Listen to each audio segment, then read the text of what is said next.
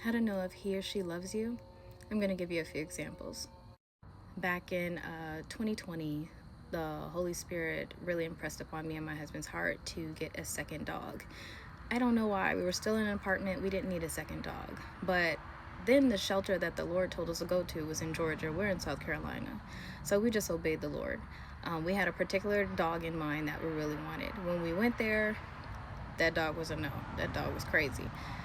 We looked at some other dogs. They had a bunch of pit bulls. They had this beautiful red one, and that was the one I wanted. But her paperwork was like not ready or something, and so we couldn't get her. We would have had to wait like another 2 or 3 days to be able to get her. And so I'm like, well, God sent us here today, even though I wanted that dog. Let's see who else. And there was another pit bull, and she was just beautiful as well, just not like that red one I wanted. And so she also got along well with our first dog that we had. And we just felt the spirit saying that was the dog. And so we signed the paperwork, we paid for her, and we took her home. Now, on the way back home, my husband was asking me what her name was going to be because the shelter had named her Hermione after the little witch from Harry Potter. And we was like, we not keeping her name that. And so I was like, I don't know. And I happened to look up and saw a sign that said Grace, and it hit me. I said, her name's going to be Grace. It's Grace, right? Okay. So we had this dog from 2020, 2021, 2022, 2023, 2024. Her and my German Shepherd, who was about to be 2 at the time, they had been getting along for the first 2 years of his life. But all of a sudden, they're fighting. And I'm like, what's going on? So I don't believe in coincidences. And so I prayed about it. I said, this has to be God.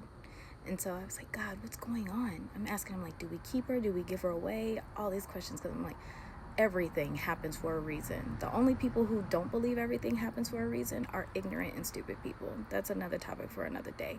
But anyway, everything happens for a reason. So I prayed and was led to start looking for some other family to take the dog. So we had the dog, almost 4 years at the time.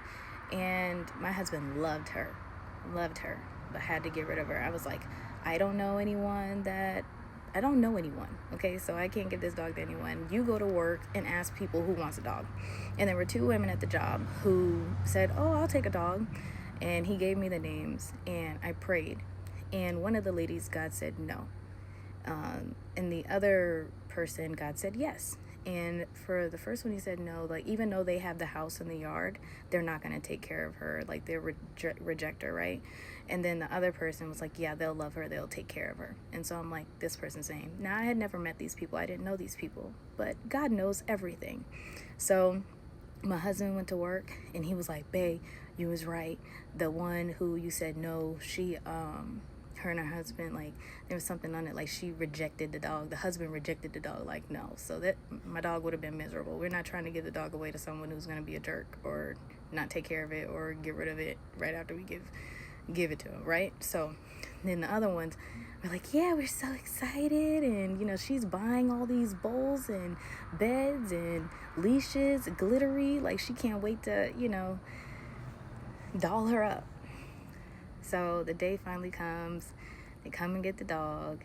It's a sad goodbye, but we knew it was the right thing. Just maybe short months later, the woman's son was walking with the dog to the YMCA. This dog, mind you, our dogs are spiritual dogs. When God tells us to get a dog or leads us to desire a dog, they are dogs from heaven, okay? They can see things. They're in tune with the spirit, okay? So on the way to the YMCA, she starts acting up outside, and she's like rolling around, and she was good. She had good temperament. She didn't have no problems. If she didn't like you, you were demonic. You agreed with the demons you had. Something was wrong with you. I don't know, you might have been. Anyway, the son was like, okay, I'm just gonna bring her back home. And he probably was like, I don't know, around teenage years or something. He was young. Went back home, found out that same YMCA got shot up and somebody got killed. She saved his life. It didn't end there. And just a couple months later, they're sleeping in the apartment, and the apartment is on fire. And guess what? Grace, the dog the Lord had us pick up from the shelter almost 5 years ago, and steward her life for 4 years to give away at the right time. saved their lives twice in the matter of months. Saved the son from a shootout that was about to happen at the YMCA he was going to, and then saved them from a burning building. God took our peace away by causing chaos between our dogs so that we could go into prayer to know exactly what the instruction was and how to move forward and to obey in every step. And that obedience, that sensitivity turned into lives being saved. If you're somebody that God has used to spread his love to others, just put in the comments, that's me. And if you're someone who wants to be used like this and greater, put in the comments, God, if you can use anyone, you can use me. Because this is the thing. What atheists don't realize, and people that believe other things, true love and obedience to God is not just for yourself, it's for others. Here's an example of how to know when he or she does not love you. So this was my last masseuse. I was one of her regulars, and I'm the kind of person that when I'm getting a massage, I want to be quiet. I don't want to talk. I'm trying to relax, right? But this time I felt led to talk to her.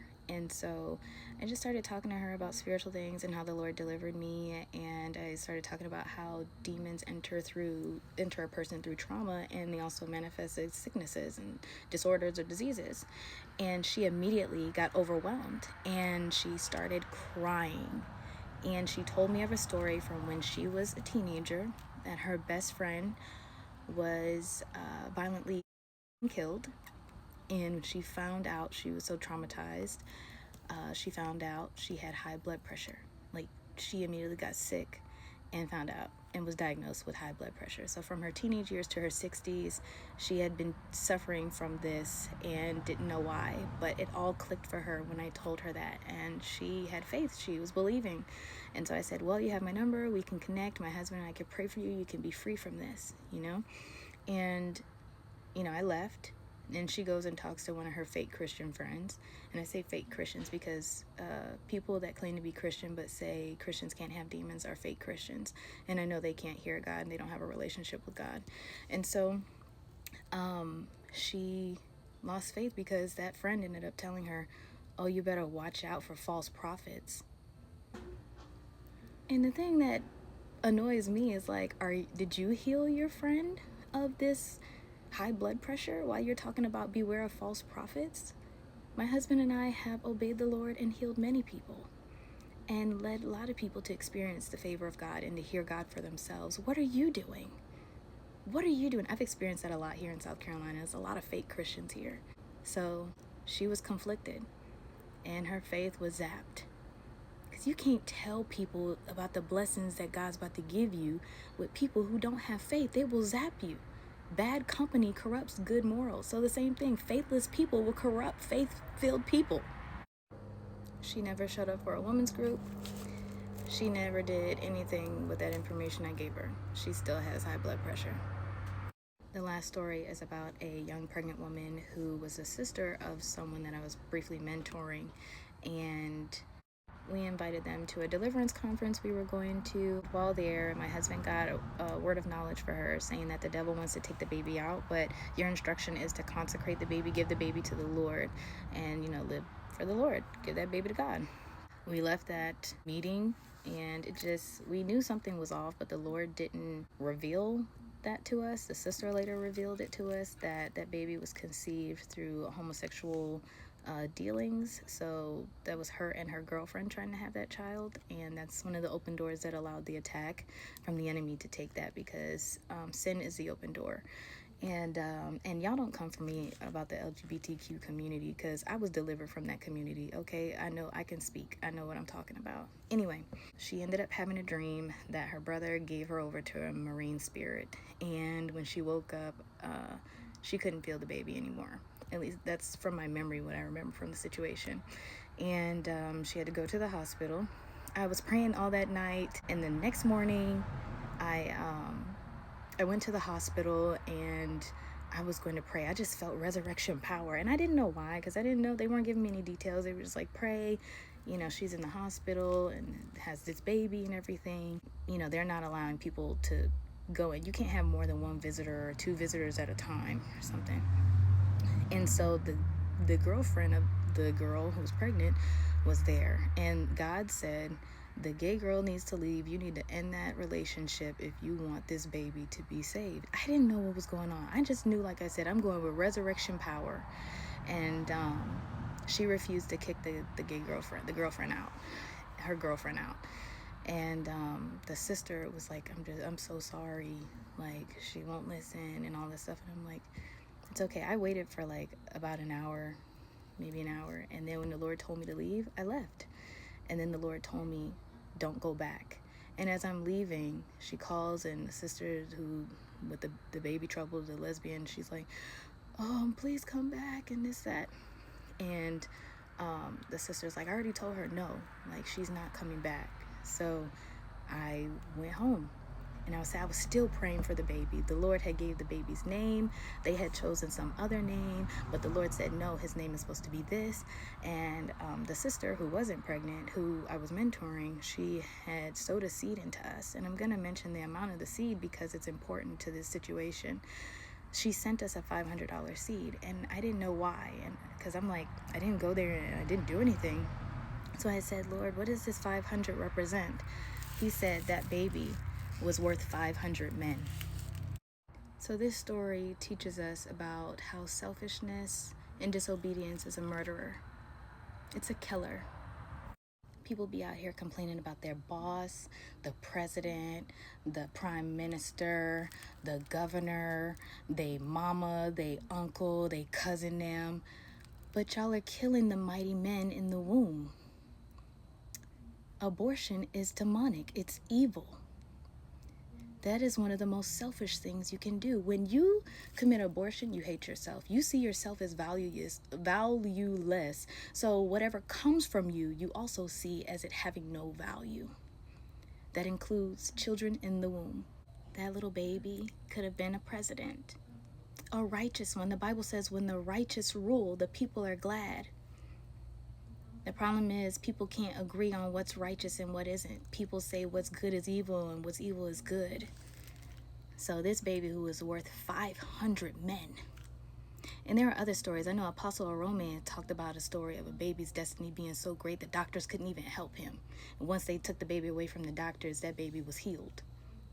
That baby's destiny and life was too heavy, too full of power for the doctor's little stuff to help. There's too many Herods in the world. There's too many Pharaohs. Moses was the only one able to deliver the Israelites. But guess what? Pharaoh was trying to kill all the babies 2 and under. Same with Jesus. Herod was trying to kill all the babies 2 and under. Jesus was the only Messiah. So through the complacency and ignorance and stupidity of man, the devil has spread the clutch of Herod and Pharaoh with Planned Parenthood. My message wasn't even about abortion, but the devil has used Planned Parenthood to spread the agenda of Herod to kill the saviors.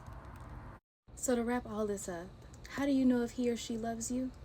He or she must obey God.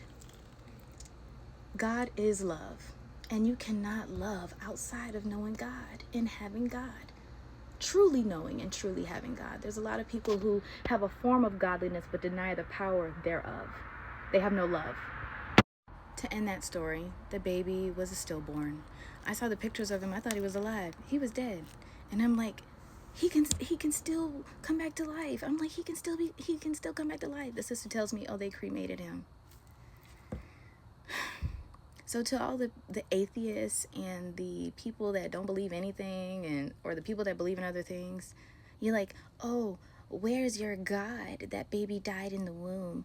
Oh, where's your God? That lady has high blood pressure. Oh, where's your God? The woman who got shot to death by her boyfriend that I mentioned in 2023 that we warned. God warned all of those people. So something that the Lord has been talking to me about, that little riddle, like if a tree falls in the forest, does it make a sound because nobody's there to hear it or whatever that thing is? God was speaking to me, the arrogance of man. Why do you have to be present to know that it made a sound? You being present doesn't validate whether or not the tree made a sound. It's a law that it made a sound. So just because you weren't there doesn't mean it didn't make a sound. So that's the thing. Just because you didn't hear God tell you about that baby in the womb doesn't mean God doesn't speak to people, that God doesn't heal people, that God doesn't try to reach people, that God isn't real. You are arrogant. Your own views and opinions, you have made your God. That's what people don't realize. People make men their God. You shall have no other gods above me. You shall have no gods above me. No other gods but me. But man makes man their God.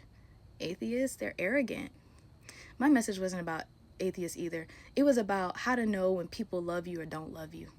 You cannot love people without God, because God is the one who helps us connect to each other and help each other and save each other and deliver each other and feed each other and bless each other. So, how do you become a mighty man like David's mighty men who can slay 800 with his own hand? You have to love God, and you have to love his people. You have to love people. God bless y'all. I pray for y'all. Pray to love God's people. Pray to love people.